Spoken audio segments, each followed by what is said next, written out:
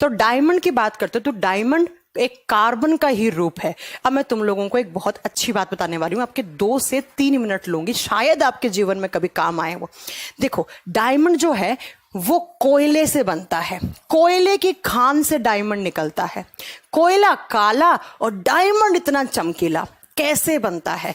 कोयले की खान में जो कोयला का कार्बन है, कोयले की खान में उसके ऊपर इतना एक्सटर्नल फैक्टर्स लगाते हो आप, इतने बाहरी कारक लगाते हो, उसको इतना टेम्परेचर देते हो, इतना प्रेशर देते हो, इतना हीट देते हो उस कोयले को कि उस कोयले के अंदर जो कार्बन है वो इतने दिन तक, इतनी सारी जब वो बर्दाश्त करता है बाहरी कारक जैसे तापमान, जैसे प्रेशर, दाब और जैसे वो हीट इतनी सारी बर्दाश्त करता है, तो एक दिन वो क्या बन के बाहर निकलता है?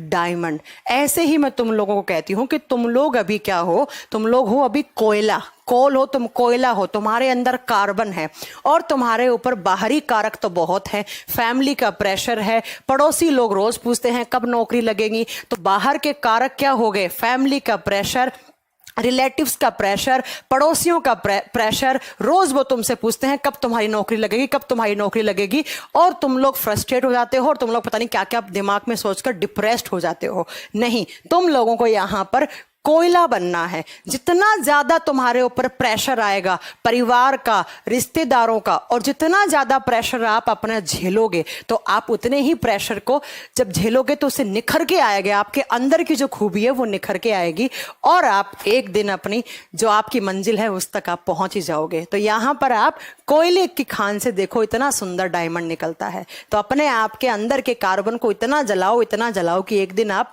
डायमंड बनकर चमको। आप जानते हैं हमारी समाज में सरकारी नौकरी वाला एक इंसान अगर किसी शादी में गया है तो वो अलग से ही तारे की तरह चमकता है ना?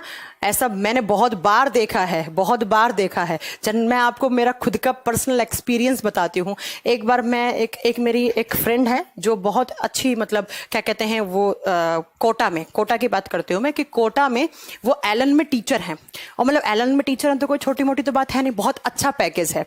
तो एक बार मैं उनके गाँव गई थी उनके साथ, तो वहाँ पर उनकी जो दादी हैं, इतना अच्छा पैकेज, मतलब वो करोड़ों रुपए कमा रही है, बहुत डिग्निटी वाली जॉब है, टीचर हैं एलन में, बहुत सारे बच्चे उनसे पढ़े हुए एमबीबीएस हैं आज इंडिया में।